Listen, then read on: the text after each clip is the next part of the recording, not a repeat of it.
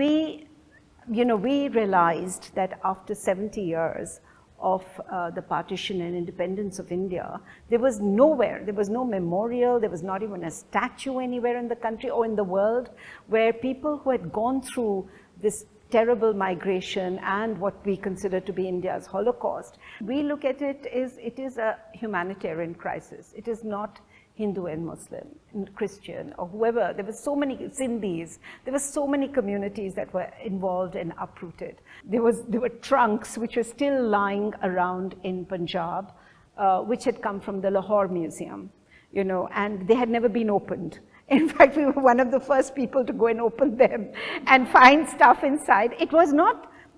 Most of the very valuable stuff has already gone. These were just geological things.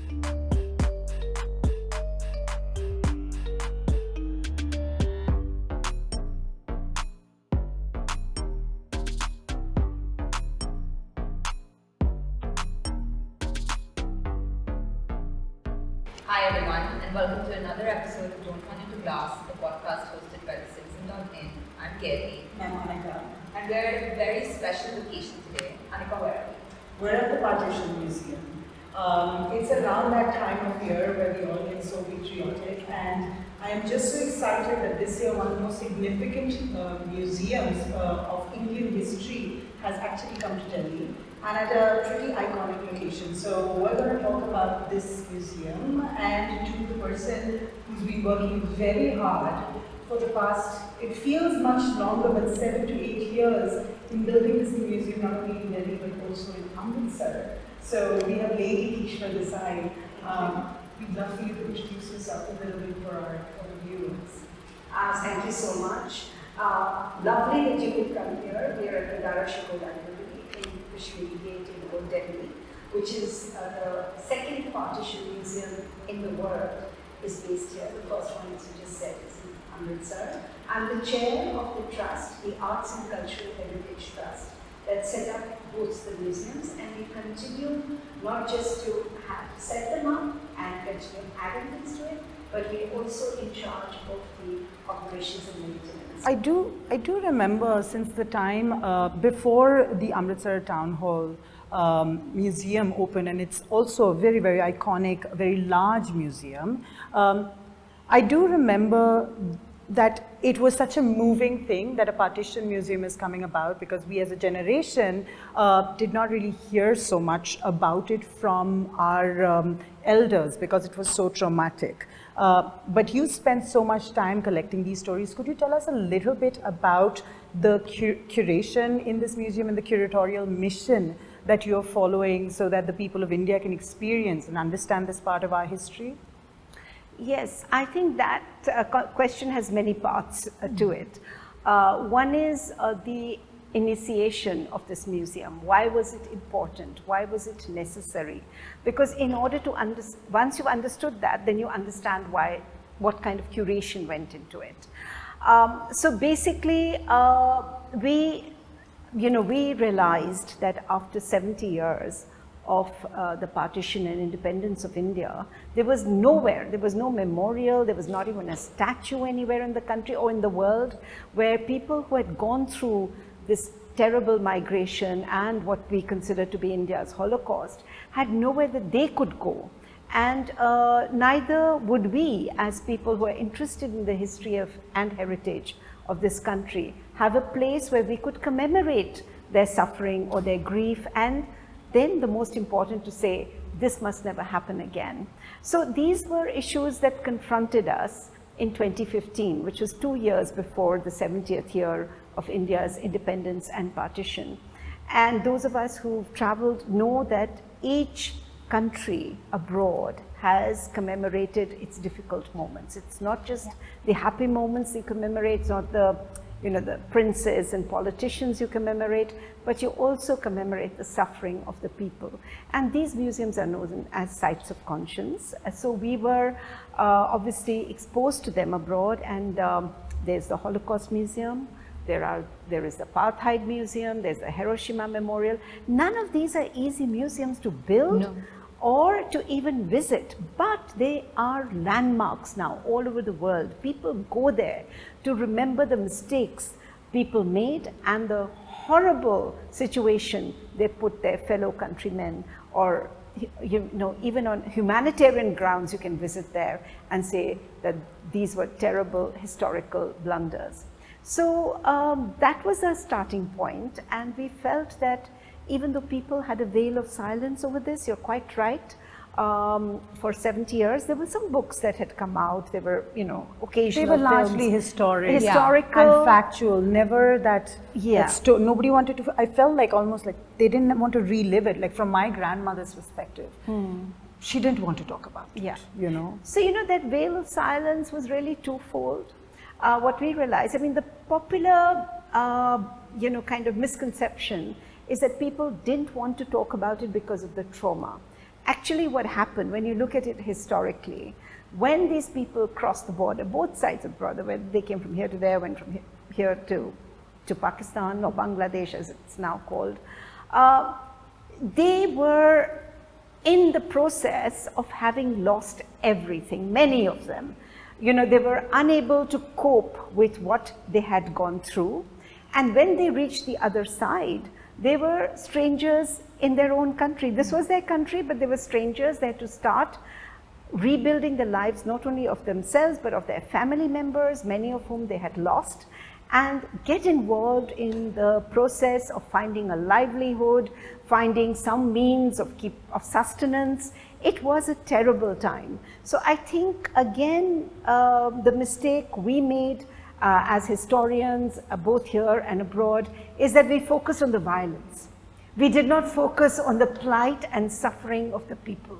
All we talked about was, it was absolutely necessary to have this partition because the two communities could not live together, which, by the way, is also a fallacy, because in our oral histories we find quite the opposite. They were very happy living together separately, respecting each other's boundaries and religions within the community that they were living. There was no need for a partition. Anyway, that we can come to later. So basically, what we felt was that veil of silence needed to be removed. Many more facts about the partition needed to be given to the people. It wasn't just a division that led to a migration. There were many, many things that happened because the divisions went through everything. It went through mundane things which we may consider to be just day-to-day living, culture. People not only lost their possessions, but they actually lost a way of life. So museums were divided, libraries were divided, the Rashtrapati Bhavan had, the Viceroy's house even had the bodyguard, which they had at that time, that was divided, the cricket team was divided. People did not realize the extent armies were divided, the police was divided. So people who were basically on the same side, fighting the same cause, as it were, against the British, now suddenly found themselves on opposite sides of a border. So these were the many, many, many fallouts of the partition that needed to be looked at. Then there was also the issue of the refugee camps. Where did these people go? How did they go? The whole journey needed to be looked at. So there was so much to be documented. And we realized when we started this museum, which was meant to be right from the start a people's museum, we were very clear we were not going to look at in too much detail. There is, of course, the historical narrative which we have to give in the museum in Amritsar as well as in Delhi. Why did it happen?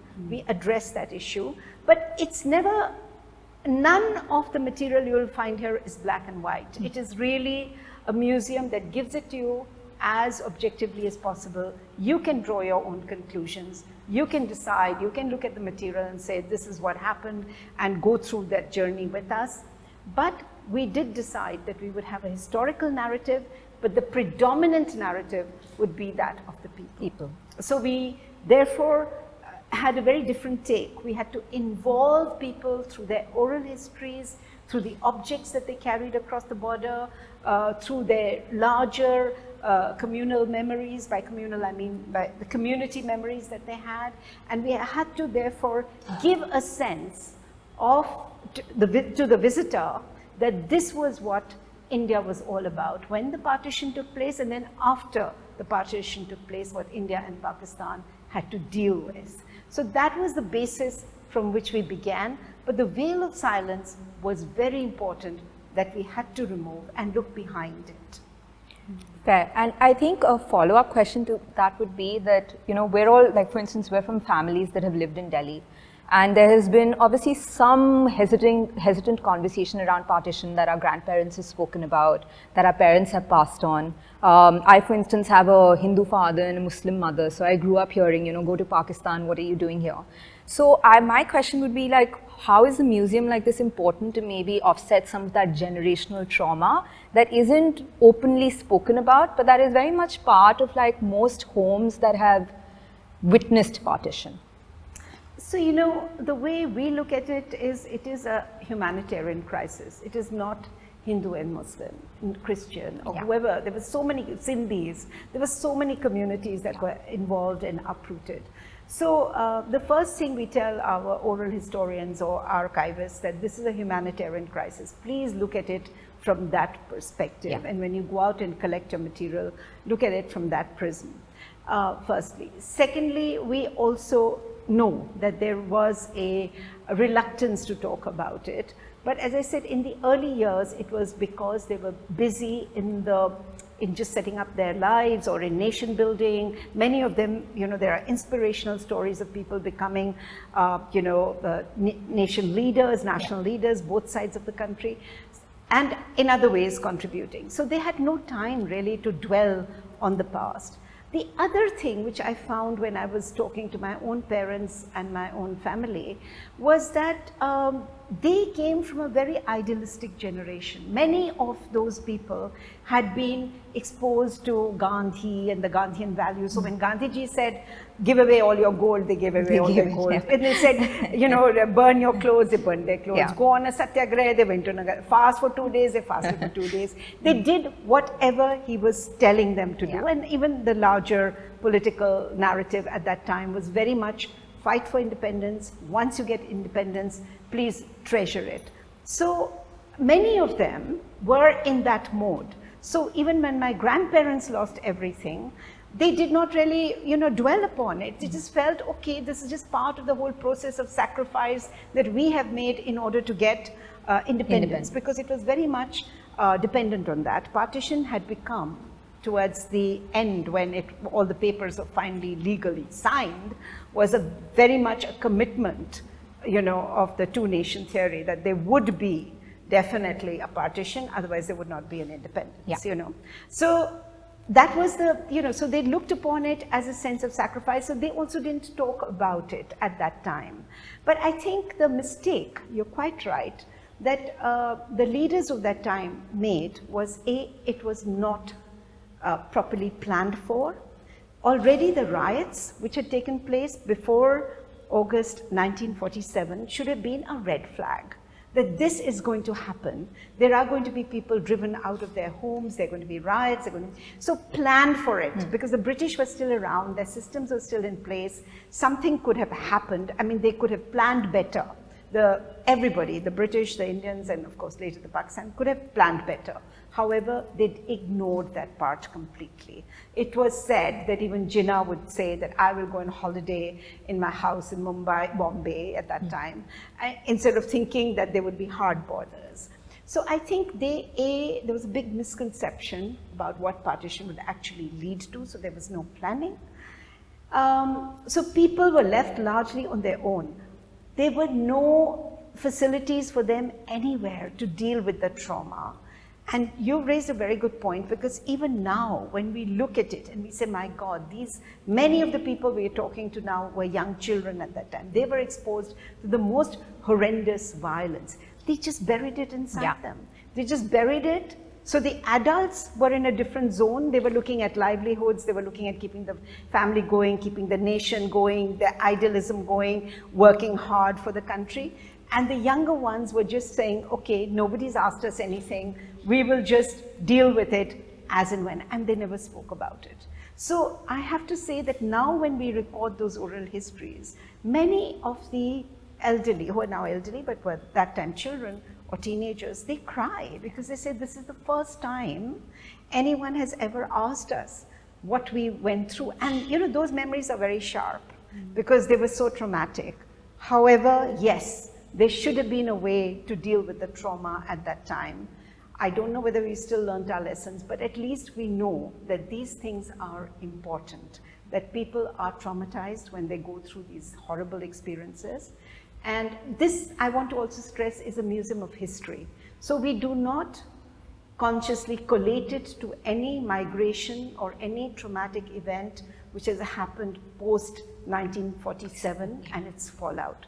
We retain it as a museum of history because we want to define those boundaries. People often ask us, oh, but you know, 1984 or something. So we say that yes, these are separate events which need to be thoroughly documented, because believe me, even documenting the history of 1947, we have probably just only touched the tip of the iceberg. There is just so much material.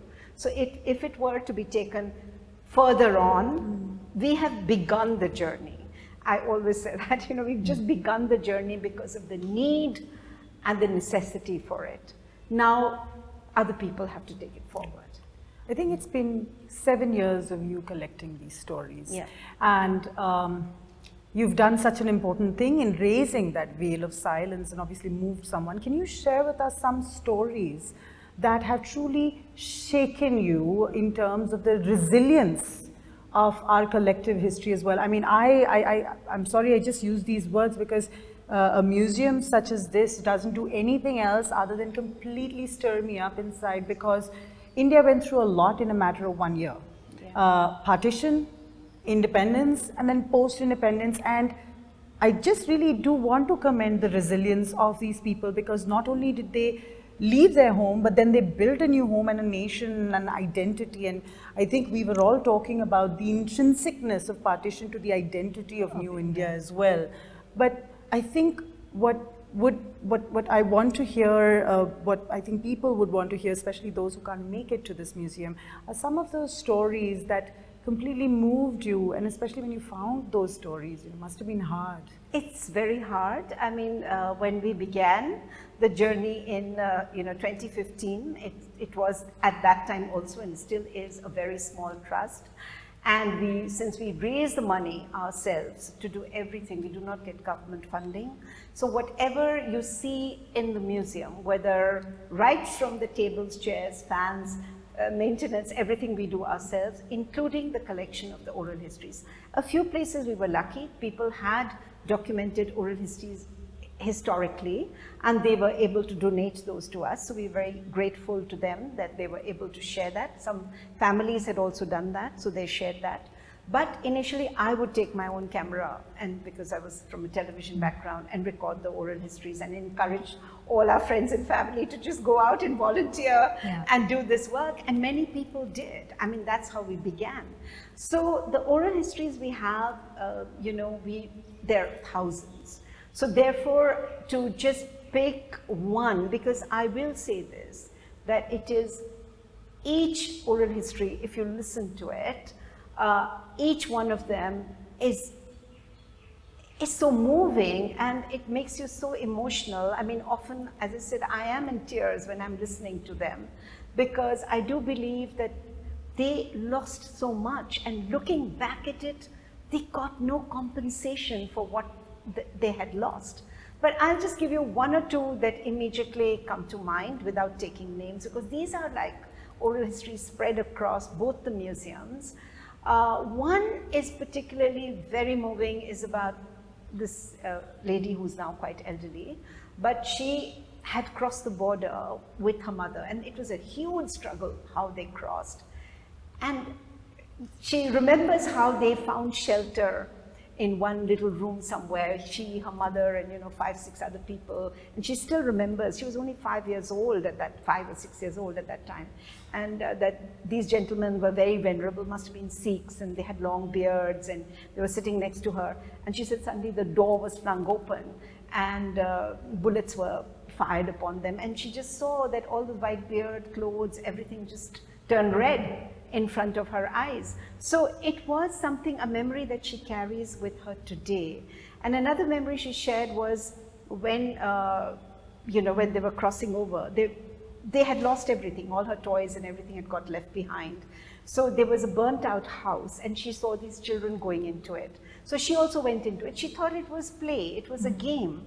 And from that burnt out house, she got a box. And she said, oh, this is so nice. She still remembers, I'm going to keep. Now, there was no thought in her mind that this belonged to somebody or this. Now, when she looks back, so, those are the kind of traumas and terrors that people underwent. There's another story of this lady who lost her only daughter in the caravan. Like she gave the daughter to somebody to hold because she was a plump little baby. And she said, can you just hold her while she was frail, she had TB, she could hardly walk. And the daughter just disappeared. After that, she just never saw her again. So these things, really astonish you that people went through all of this. And then, of course, those other narratives about people who traveled in that train that was, where there was complete slaughter. So there is one narrative of this gentleman who actually was there. It was a little boy and he hid under, in that train compartment, and everywhere around him, people had been slaughtered. And he was one of the few people who arrived safe and sound. So I would say that these kind of narratives leave you really shaken. And it's not that they tell it with much drama. I mean, they tell it in a very matter-of-fact way, that this is what happened. My whole village was slaughtered in front of my eyes, or, people I loved were killed or shot dead in front of my eyes. So you do begin to understand the extent of their grief, and that's where you feel this is so important. And especially when they give us the objects, like that lady, she gave us that little metal box, which she had picked up, and she'd kept it for all these years, and she donated it to us. And, it just made us sort of visualize what that scenario must have been like. But there are also good stories. Exactly. And I would say that it's not all traumatic and not all bad, because there is another narrative about this particular family that was trying to cross over again. And this was in near Kashmir. And again, they were Sikhs, and they were confronted by somebody who wanted to shoot them. It was all from one particular area, one particular, where people obviously knew each other. And this gentleman's father was a surgeon, an eye surgeon. And the person who was going to shoot them said, I seem to recognize you. And he said, isn't your father that eye surgeon? Apparently he'd done a surgery for this person's family. And he said, no, you can go. And it was like just a question of life and death. If they had not, met in these dramatic circumstances, they could have been just friends. But this time round, they were allowed to flee with their lives. And inspirational stories, of course. So many people who came to Delhi and they had to start from the footpaths with nothing at all, and how they gradually built not only livelihoods but also helped each other. So and also Muslims helping Hindus. Exactly. I mean, those narratives are all of them are there. There are so many. There are stories, as I said, of violence, stories of love, of affection, of friends helping each other, even despite their community. One lady told us about this amazing narrative she has. She used to live here in Old Delhi. And she said that there was a Muslim friend they had whom they were very, very fond of. And of course, the riots happened and his family all left. And she and her sister just pretended he was a long-lost brother, just like that. It sounds like something out of a film. But the neighbors came and said, we never saw this guy before. How can he be your brother? So they, oh, he was on a ship. He's just come back. And they just, her parents were no more. They just adopted him. And the guy just never went to Pakistan. He just stayed on, and later on, died in this country because the affections and the bonds were so great. So I'm just giving you very broadly the kind of stories that we have in here. But each one of them deserves a whole book. Yeah. Each one of them deserves to be made into a film, and many of them have very important lessons for us. That it's not that the communities could not stand each other, but very often it's just the politics and the antisocial elements that drove them to to a certain decision, and therefore they had to migrate. No, and I'm glad you brought up the fact that there was a lot of, because these people lived together for years. Then suddenly you had partition, and that doesn't mean that, your neighbor is not going to be somebody you're fond of. Yes. And in fact, I've heard a lot of stories in my family of exactly this, that, they were sheltered by their neighbors. Oh, yeah. Absolutely. People came looking for them, and the neighbors were like, they're not here, but they were hiding somewhere in their house. Yeah. Which has been, which are very, sort of, they remind you that these horrors that do exist, they are not the only story to be told. No, I think they're very inspirational stories in this museum, both here and in Amritsar. Yeah. And these stories really make you feel that people still cared for each other, and it was not something that they willingly did, was to enter into this whole thing of migration and leaving their family homes or forcing anyone to leave their family homes. I think the spread also of migration of people going both ways had a big area that it covered, especially with East Pakistan, and then so I bet you may have traveled quite far and collected stories that may have inspired, obviously, how you have also sort of set up the different rooms or different sections of this museum. Could you tell us a little bit about how the Partition Museum takes you through different angles of understanding this part of our history? Well, to begin with, I would just quickly like to say that the museum in Amritsar, which is set in the town hall, which is also an old colonial building, we got it when it was in a very bad shape, but we're grateful to the government of Punjab that they restored it and gave it to us. But then they said, that's it. Now everything else you have to do yourself. So we have 17,000 square feet there, which is very wonderful. It's a double-story building. And we have created 14 galleries. Here we have lesser space and we have not such large rooms, but I think it would be about 6,000 square feet here, but out of which we have made 7 galleries. But we have tried to keep, each museum has its own identity, and even though the one in Amritsar is much larger and therefore it has a bigger narrative and much more documentation has been able to go into that. This is smaller, but I always feel it's much more intimate because it also tells you the story of Delhi in a much more focused fashion. What was the rebuilding of Delhi? Where were the refugee camps? What happened to the people? So a lot of the oral histories also deal with that. Of course, we have the larger history as well, because we can't give that impression that was only happening in Delhi, but we also spread it out. But it does have its own, and the galleries are also a little differently named. Since I am a writer, I'm an author, I always did want, and of course I worked closely with the first curator, Malika Alwalia, and so we did want to give a strong narrative, because I think what museums lack very often in this country, especially, is storytelling. You know, that is so important. That is what appeals to people. You can't just give them a statue and put 2 lines below that and say Buddhist period, some BC or the other. You know, they are not going to get engaged with that. They're going to admire it and say, oh, how beautiful, and then just walk off.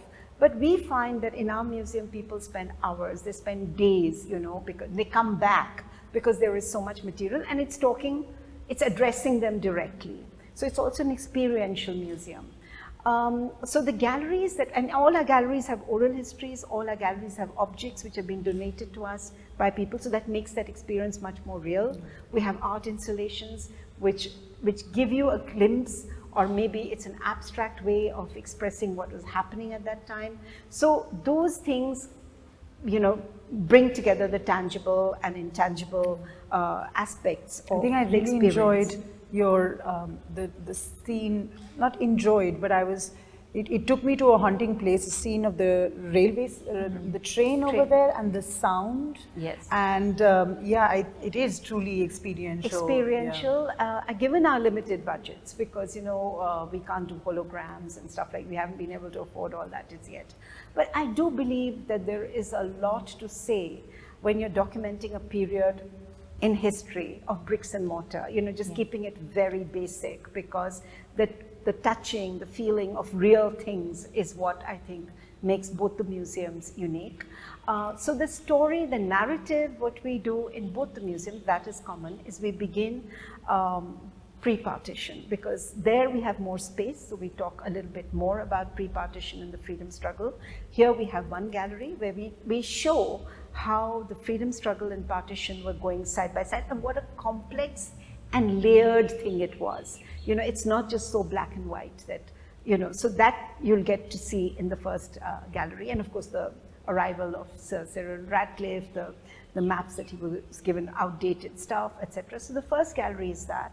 Then we come to the gallery of migration, because 15th was when independence was announced, and immediately 2 days later you have the announcement of partition. And that was a very clever move on the part of the British, because they could take all the accolades for having given India independence. And now it was left to the leaders of both the countries to deal with the mess of partition. And that's exactly what happened. So the next galleries, both here and in Amritsar, they deal with the whole fallout of the migration, how difficult it was. And I do want to point out that, you know, very often the Western historian deals only with the violence which ensued. But what we try and do is open up that thing and say, and we ourselves realize that many more people died of cholera, of typhoid, of just the sheer hunger, of walking for miles and miles on foot, you know, with no recourse to any help of any kind. And, you know, it was these issues that I strongly believe, and the loss along the way, where, as I said, the story I told you about this lady who just lost her child, people who just vanished, they just disappeared. They were washed away by the floods, they were sometimes kidnapped, sometimes abducted. These are very scary times. So a lot of people, not just the violence, but just the sheer enormity of the migration. And if they were not able to make it on the other side, they were just wiped out of the chapters of history forever. I mean, we didn't even know that they existed. Yeah. So migration is a very important thing, has to be looked at afresh. And there is a lot of documentation which is happening now, because the archives are all over the world, and now people are extracting that information. Then of course refuge, which is what we have here. Where did they find refuge? What happened to them? In Amritsar, we have a larger gallery which just deals with divisions. As I said, it's a common fallacy, people were divided.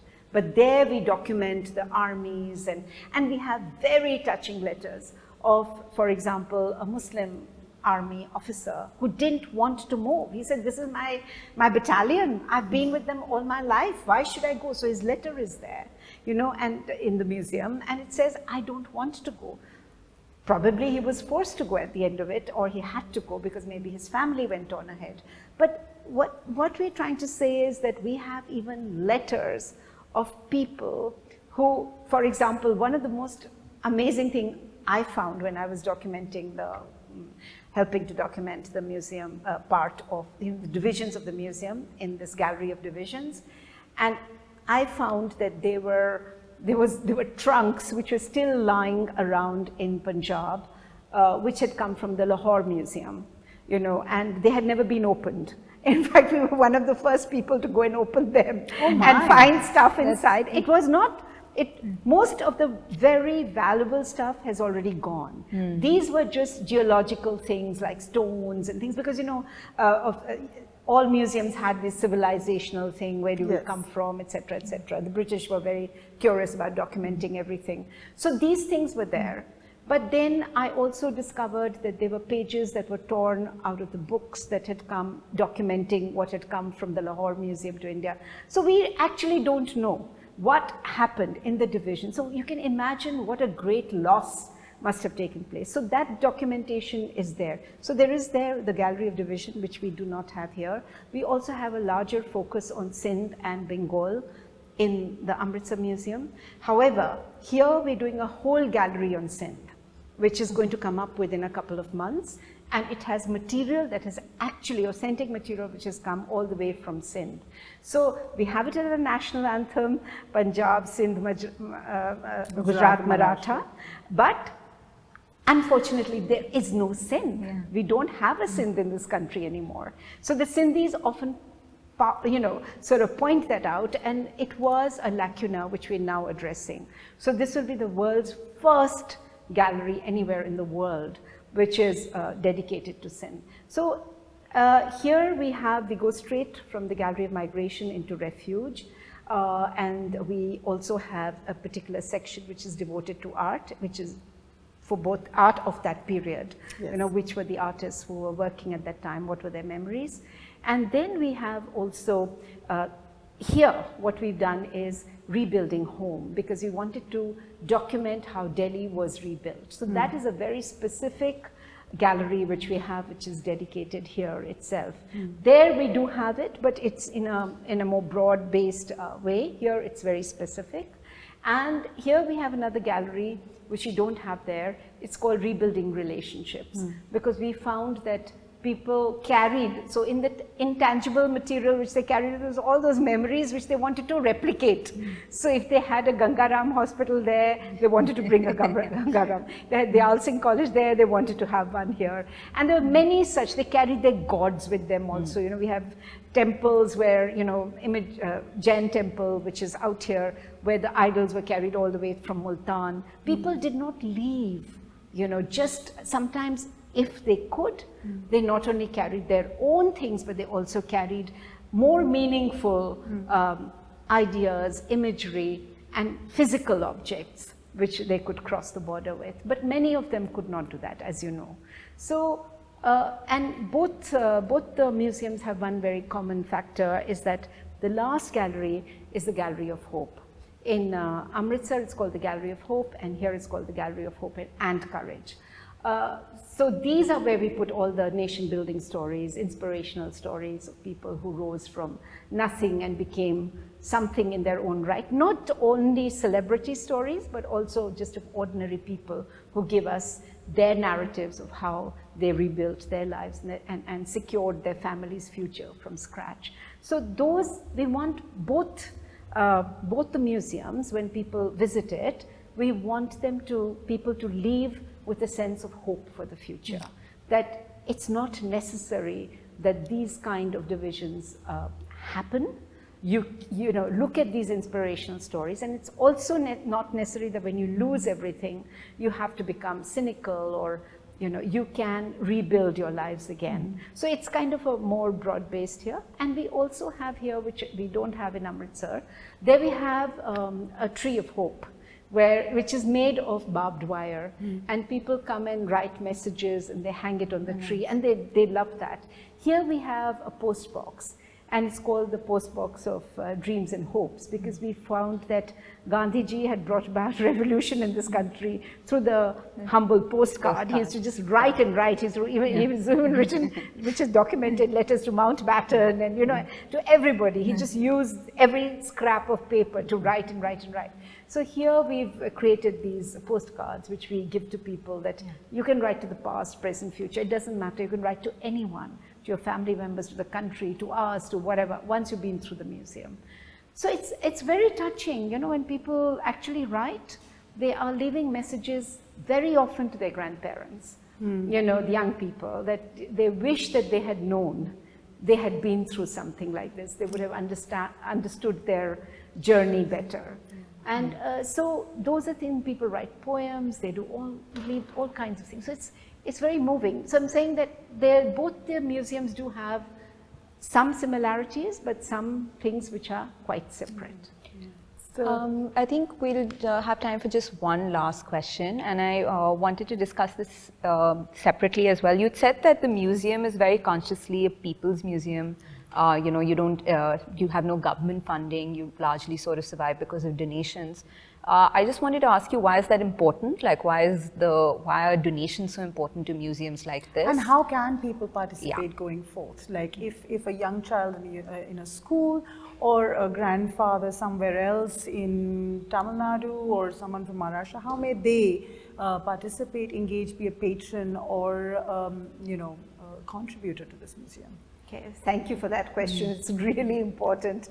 I think initially it was not meant to be like this, because I wasn't sure which way it was going. All I knew was that we needed to set up a museum, and And we needed, obviously, money, and we needed a building. So initially we didn't know, because we had neither. We had none of these things. We had no collections, we had no money. So only museum made like that. We had only the idea, and we kept on sort of having awareness gatherings and trying to talk to people that how do we go forward. And people were very sweet.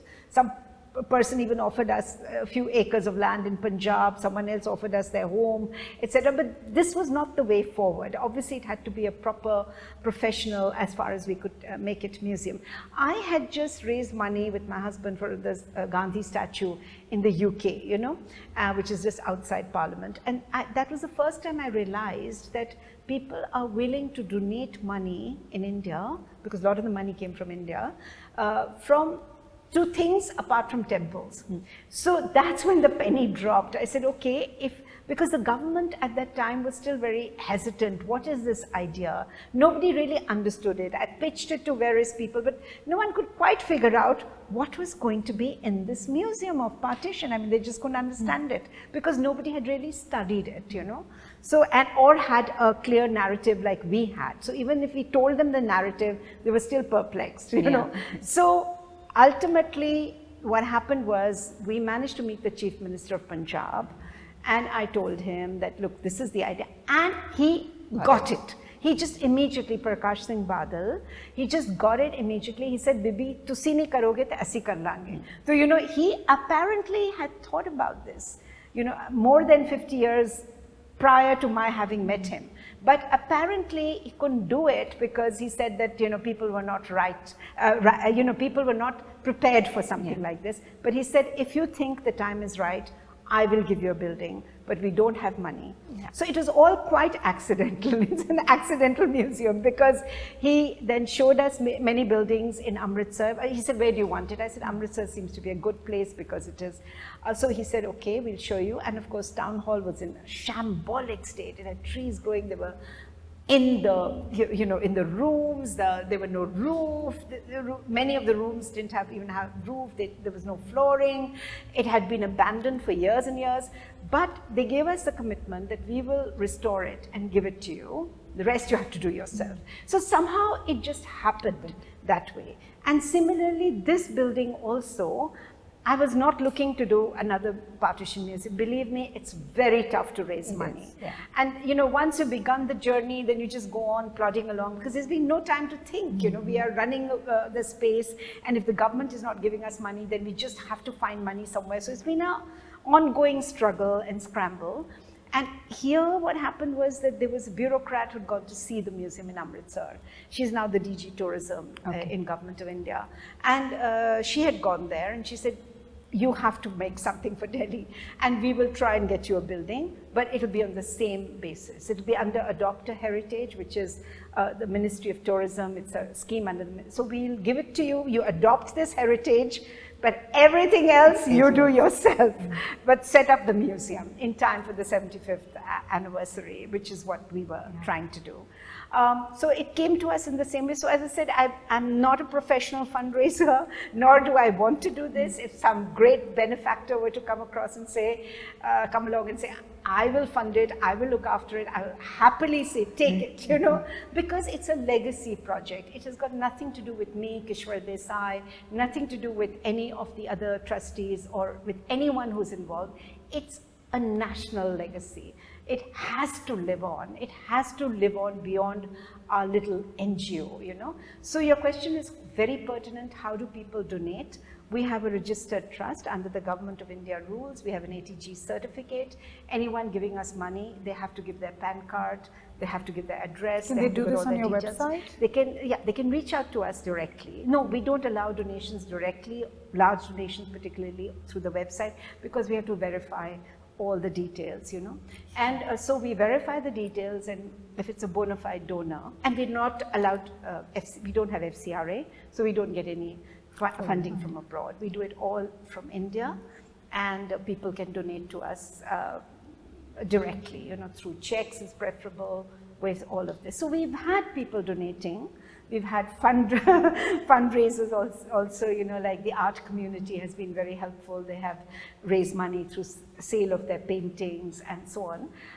So those things, people do step forward and they do help us. But it is a tough journey, because yes, it would be nice if the government were to say, hey, here's the money, Here's the take money. it, you know. But I think slowly the appreciation is coming in, because for the first time ever in the history of our two museums, we were invited to do an exhibition on the partition. We've been invited to do exhibitions on Jallianwala Bagh and other areas where I as a writer have worked, and we've done exhibitions both here and abroad.